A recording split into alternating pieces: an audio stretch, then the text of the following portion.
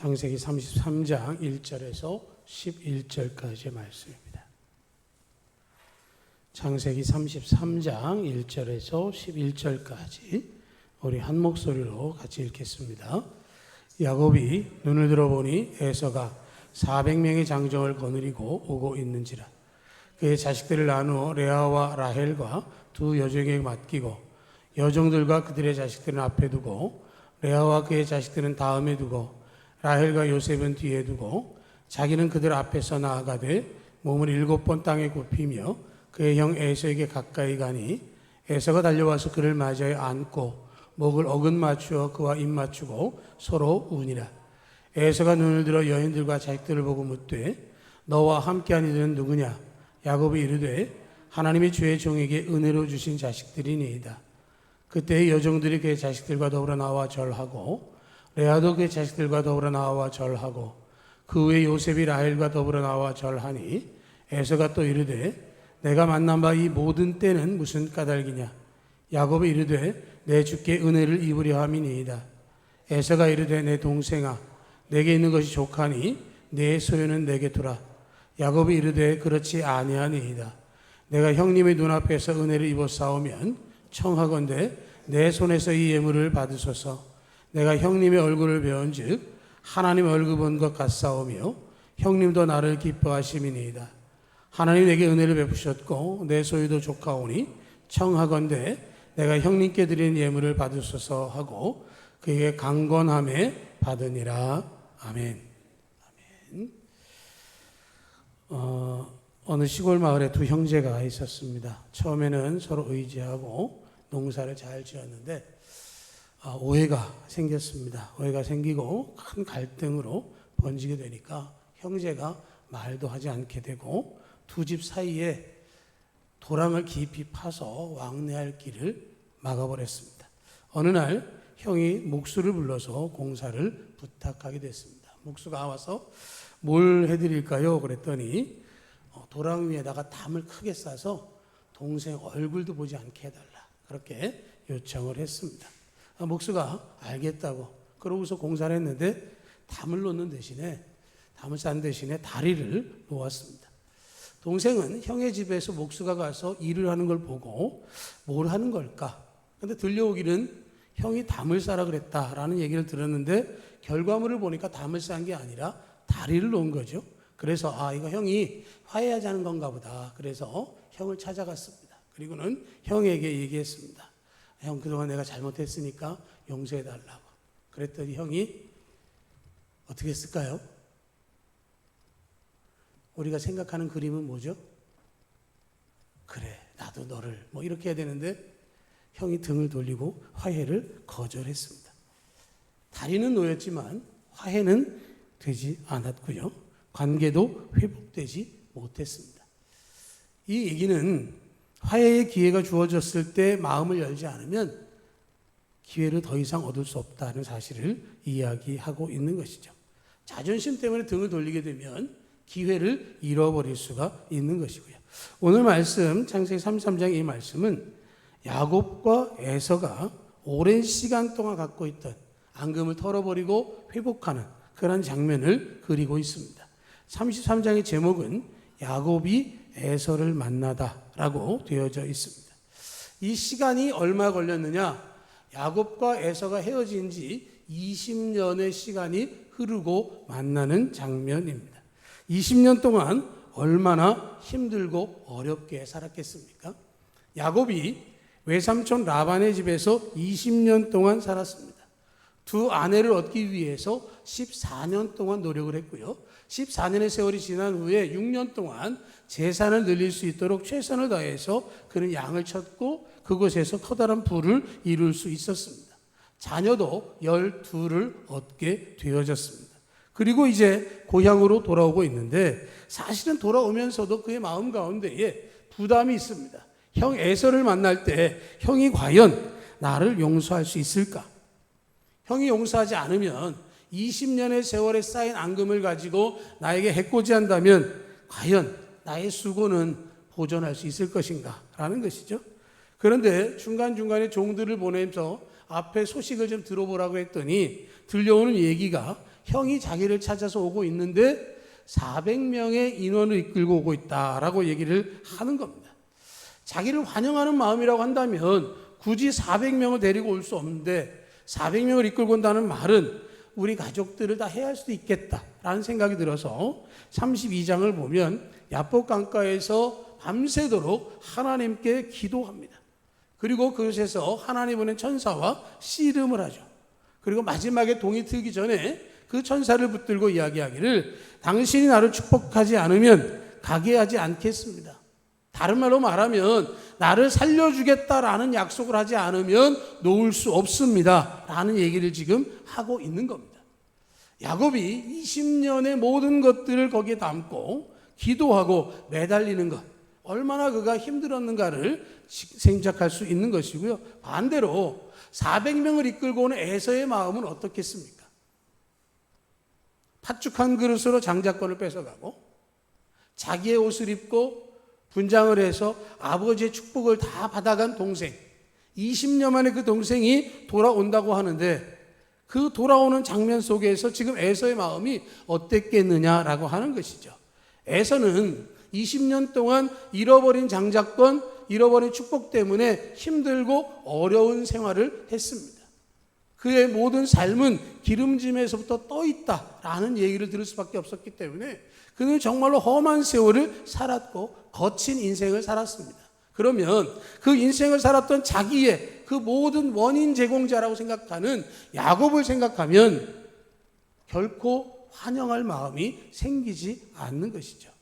야곱도 그렇고 에서도 그렇고 서로가 힘들고 어렵습니다. 이 야곱과 에서가 화해하는 것은 정말로 중요한 일이고 우리에게도 그러한 교훈이 되어지는 것은 우리가 북한에서 뭐 조그만 일이 있어도 어떻습니까? 긴장하죠.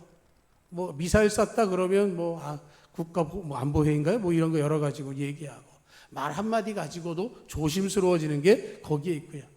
또 미국과 이란이 105일 동안 전쟁을 치렀습니다. 뭐 전쟁이 이제 끝났다라고 말하지만 아직 정리된 것도 아니고요. 트럼프 대통령이 얼마나 독특한지 아침에 말하는 게 다르고 저녁에 말하는 게 다르니까 어디다 정단을 맞춰야 될지도 모르는 그런 시대라서 두 나라가 빨리 전쟁 멈췄으면 좋겠다. 화해라고 하는 게 어떤 시대가 됐든 어떤 사람이 됐든 어떤 지역에서든 정말로 필요하고 중요한 일이고요. 이 시대를 살아간 우리에게도 화해에 대한 말씀을 하고 있습니다. 마태복음 5장에 보면 마태복음 5장에 예수님께서 그러므로 예물을 제단에 드리다가 거기서 내 형제에게 원망 들을 만한 일이 있는 것이 생각나거든 예물을 제단 앞에 두고 먼저 가서 형제와 화목하고 그 후에 와서 예물을 드리라. 하나님께 예배하려고 하는 마음이 생겼는데 예배를 준비하다 보니까 형제한테 원망 들을 만한 일이 생각이 나면 먼저 화해하고 와서 예배해라.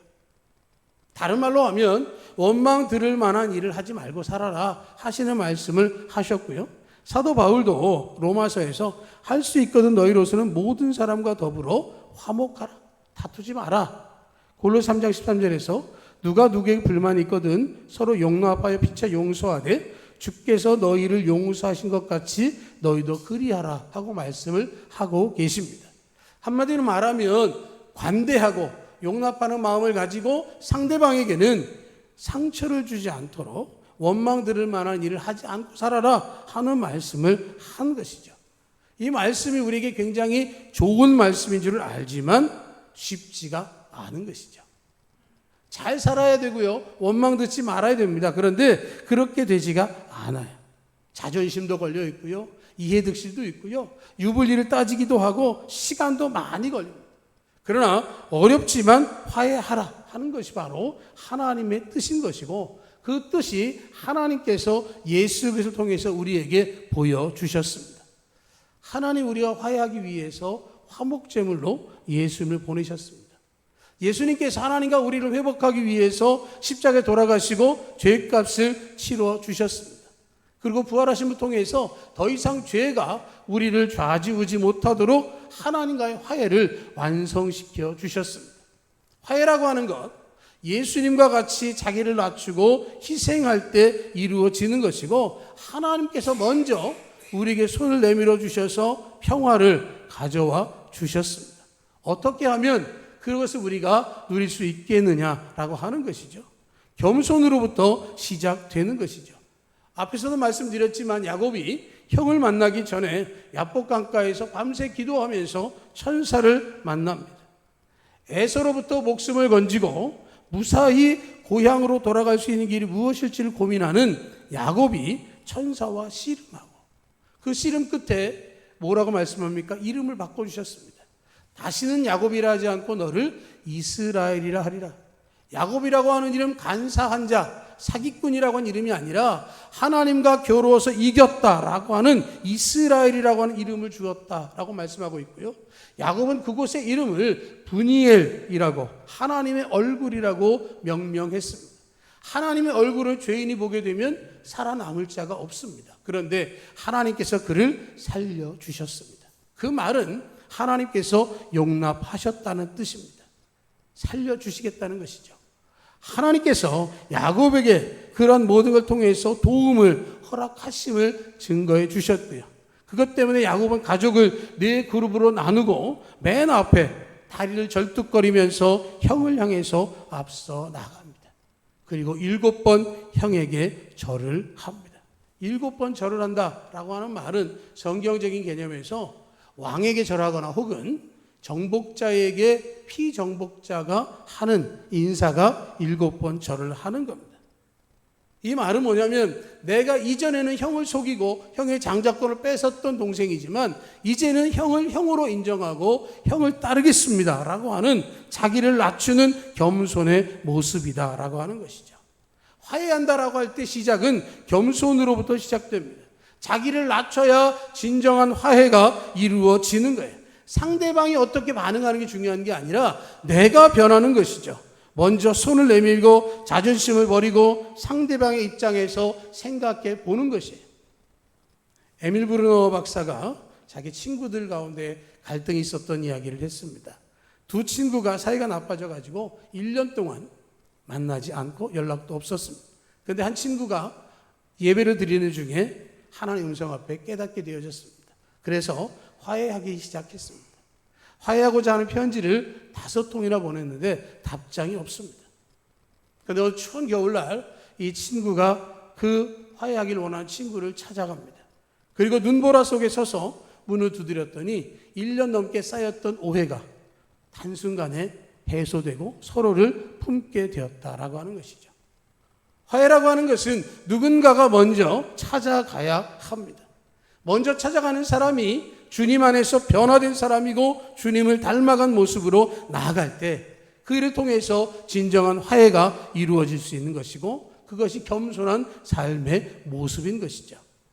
우리 최영덕 간사의 복음성가 가운데 내가 먼저라는 곡이 있죠. 내가 먼저 손 내밀지 못하면 화해할 수 없다라는 것이죠. 내가 먼저 손 내밀어야 하나님의 은혜가 임한다라고 고백하고 있는 것처럼 화해를 이루기 원하면 하나님과 관계를 회복하고 내 자신이 변화됨을 통해서 겸손하게 다른 사람을 만날 때 화해가 이루어질 줄로 믿습니다. 두 번째로 화해는 하나님의 역사하심으로 이루어지는 것이죠. 야곱이 7번 절을 했습니다. 7번 절을 하면서 야곱의 마음속에는 하나님이 지켜주실 것이라고 믿음도 있지만 또 한편으로는 약간의 염려도 있었을 것입니다. 내가 이렇게 숙이고 가는데 형이 나를 받아주지 않는다면 이 행동과 이 모든 과정들은 다 헛것이다 라고 하는 것이죠. 그런데 야곱이 7번 절하고 갈 때 에서가 다가와서 그와 목을 어금 맞추고 입 맞추고 서로 울었다라고 하는 것이죠. 고향을 떠나올 때 야곱은 그렇게 긴 세월 동안 떠날 거라고 생각하지 못했습니다. 어머니 리브가는 말하기를 형의 노가 사그러지면 아버지의 노가 사그러지면 내가 연락해서 곧 돌아오게 해줄게. 그런데 어머니 리브가는 이미 세상을 떠났습니다. 그리고 돌아오는 길에 형은 400의 병력을 이끌고 자기를 맞이하고 있습니다. 그런데 그 7번 절한 후에 형의 모습은 자기를 해하려는 것이 아니라 자기를 포옹하고 입을 맞추며 그리고 서로 눈물을 흘렸다라고 하는 것이죠.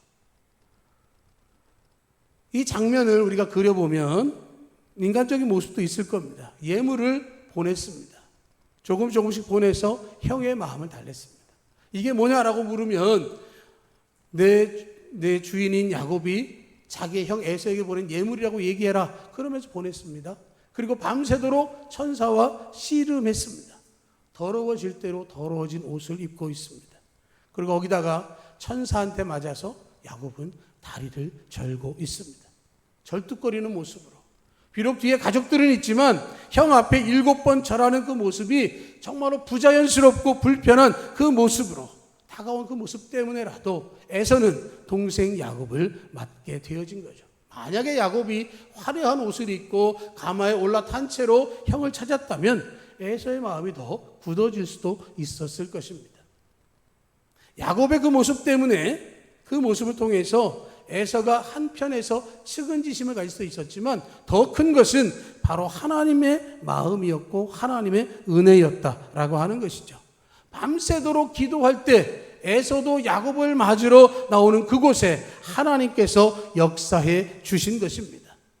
야곱은 살려달라고 기도했고 하나님은 에서의 마음을 만져주셨습니다. 20년 전의 억울함이 아니라 야곱을 보면서 애처롭고 측은한 마음을 갖게 되어졌습니다. 야곱이 에서의 얼굴을 보고 뭐라고 이야기를 하냐면 내가 형의 얼굴을 보니 하나님의 얼굴을 보는 것과 같다. 이렇게 이야기를 하고 있습니다. 하나님의 얼굴을 보는 것 같다. 내가 브니엘에서 하나님의 얼굴을 보고 산 것처럼 내가 형님의 얼굴을 보고도 살 것 같고 내가 형님의 얼굴을 보니 20년 동안 쌓였던 그 삶의 무게가 깨끗이 씻어지는 것을 느낍니다. 라는 고백을 하고 있는 것이죠. 굳어있고 분노로 가득 찬 어린 시절을 보았던 형님의 얼굴이 아니라 자기를 향해서 자애로운 손길과 눈길을 비춰주는 형의 얼굴을 봤더니 그것은 곧 하나님이 주신 얼굴이었다라는 것을 말하고 있는 것이죠. 에서 입장에서 20년 만에 만난 동생을 봤더니 불쌍할 수밖에 없습니다. 하나밖에 없는 동생, 절뚝거리며 저 더러운 옷을 입고 그래도 내 앞에서 예의를 갖추기 위해서 7번씩이나 절하고 있는 내 동생, 20년 전에 그 일 때문에 내가 그 동생을 해할 필요가 있겠는가 하는 마음이 들었을 것입니다. 긍휼의 마음이 들었고 야곱을 불쌍히 여기고 안아주고 싶은 마음이 생겼습니다. 에서의 얼굴이 천사의 얼굴과 같게 되어졌고 하나님께서 역사해 주셨습니다. 사람의 방법이 아니라 하나님의 방법으로 이루어진 것이고 하나님께서 역사해 주셨습니다. 인간적인 방법이 필요 없다는 것이 아니라 그 모든 것 가운데 궁극적인 것은 하나님께서 변화시켜 주셔야 이루어진다라고 하는 것이죠. 에스겔 37장에 보면 하나님께서 유다와 이스라엘을 부러진 막대기로 비유하십니다. 그러면서 그 부러진 막대기를 에스겔의 손에서 하나가 되게 하시는 말씀을 하십니다. 마찬가지로 에서와 야곱을 하나님은 하나가 되게 하신 것이죠. 갈등을 해소하기를 원하셨습니다. 하나님께 맡기고 기도할 때 하나님께서 하나가 되게 하시고 화해하도록 만들어 주십니다. 누군가 내게 불편하고 누군가 내게 어려운 사람이 있다고 한다면 그 사람이 내 마음을 변화시키는 것 통하여 이루어진 것처럼 하나님께서 은혜로 변화시켜 주시기를 위해서 기도하시기를 축복합니다. 그리고 하나님 주신 화해는 은혜를 나누는 것으로 이루어지는 것이죠. 야곱이 고향으로 돌아오면서 뒤에 있는 가족들에게 그 이야기를 얼마나 많이 했겠습니까? 레아와 라헬과 빌하와 실바를 데리고 자녀들을 데리고 야곱은 그 이야기를 수없이 했을 것입니다. 내가 왜 고향을 떠나서 바단 아람에서 20년을 지났는지, 이제 내가 왜 고향으로 돌아가는지, 고향 갈 때 누구를 만나게 될 것인지를 이야기를 했을 것입니다. 그 장면을 보면서 가족들은 함께 기뻐하고 눈물을 흘렸을 것입니다. 야곱이 그의 가족들을 소개합니다. 여종들이 그의 자식들과 더불어서 절하고 레아도 자식들과 함께 절하고 그리고 요셉이 라헬과 더불어서 절하고 그리고 모든 것에 대해서 이야기를 나누기 시작하는 것이죠. 그 후에 에서가 야곱에게 묻습니다. 내가 본 짐승들은 뭐냐? 지금 오면서 2번, 3번에 걸쳐서 본 것뿐만 아니라 지금 내가 거리는 모든 것들을 보니 엄청난데 이게 뭐냐라고 하는 것이죠. 야곱이 말합니다. 내 주께 은혜를 입으려 합니다. 라고 얘기를 하는 것이죠. 이 가축을 주는 것은 뇌물이 아니라 화해를 위한 진심의 표현이다 라고 하는 겁니다. 야곱이 에서에게 준 것은 형에게서 빼앗은 것을 돌려주는 의미가 담겨져 있습니다. 장자권 빼앗기고 아버지의 축복을 받았기 때문에 그것 때문에 에서가 받지 못했던 것에 대해서 미안함이 담겨 있는 선물이기도 하고, 또 형으로부터 자기가 갈등과 반목을 조장한 것에 대한 손해를 보상하고 싶은 마음으로 그에게 주는 선물이다라는 것이죠. 화해하는 것은 말로만 미안하다 하는 게 아니라 가능한 범위 안에서 잘못을 바로잡는 행동을 포함해야 하는 것이죠. 우리는 가끔가다 뉴스에서 봅니다. 어린 시절에 잘못한 것을 깨닫고 그것을 돌이키기 위해서 그때 진 빚을 갚는다 하는 기사들을 볼 때가 있는데, 바로 그런 것이죠. 에서하고 야곱이 화해하는 과정 속에서 야곱이 깨닫게 된 것은 재산이 중요한 게 아니라 관계가 중요하다라고 하는 것이죠. 형과의 관계가 어떤 아픔과 상처로 끝나는 것이 아니라 함께 하나가 될 수 있도록 그 일을 통해서 철저하게 관계를 회복하는 것이죠. 내가 가진 재산이 20년간의 노력의 결과물이기 때문에 아깝고 소중할 수 있지만, 그러나 더 중요한 것은 형과의 관계를 회복하는 것입니다. 하나님의 은혜를 입고 보니까 재산은 부수적인 거예요. 내가 받은 축복을 형과 나눌 수 있게 되어졌습니다. 형과 화해가 될 수 있다면 내가 가진 것의 일부를 줄 수 있게 되어졌다라고 하는 것이죠. 내가 소중하게 생각하는 것을 줄 때 진정 화해가 이루어질 수 있는 것이고, 내 것을 붙잡고 내 것은 내 것이기 때문에 안 돼 라고 하면서 한다면 화해는 이루어질 수 없는 것이죠. 하나님 주신 축복을 나누는 것이고, 내게 주신 화해를 통해서 대가를 치러야 하는 것이죠. 그래서 야곱은 7번 절을 하고 자신의 것을 형에게 주면서 화해의 길을 가게 되어졌습니다. 예수님께서도 우리를 위해서 그렇게 하셨습니다. 하나님이신 주님께서 먼저 우리에게 오셨습니다. 십자가에서 우리를 위해서 죽어 주셨습니다. 하나님과 우리를 화해시켜 주셨습니다. 사랑하는 독생자 예수님을 우리와의 화해를 위해서 화목제물이 되게 하셨고, 십자가의 그 고통을 감내하게 하셨습니다. 우리 예수님은 세상 죄를 지고 가는 하나님의 어린 양이셨고, 모든 희생의 제물이요 단번에 드려진 제물이 되셔서 우리와 하나님을 화목하게 만들어 주셨습니다. 내가 그런 은혜를 경험했다면 우리는 또 다른 사람들과의 화목을 이룰 수 있어야 하는 것이고, 그들을 하나님과 화해할 수 있도록 이끌어갈 수 있어야 하는 것이죠. 가족 간에 화목해야 되고, 성도들 간에 화목해야 되고, 이웃에게도 화목한 삶이 무엇인지를 보여줄 수 있어야 하는 것입니다. 화해를 위해서 겸손하게 하나님의 도우심을 구하고 그 은혜를 흘려보는 통해서 진정한 화해로 하나님과 함께 할 수 있는 믿음의 길에서 복된 삶을 누리기를 주님의 이름으로 축복합니다. 아멘.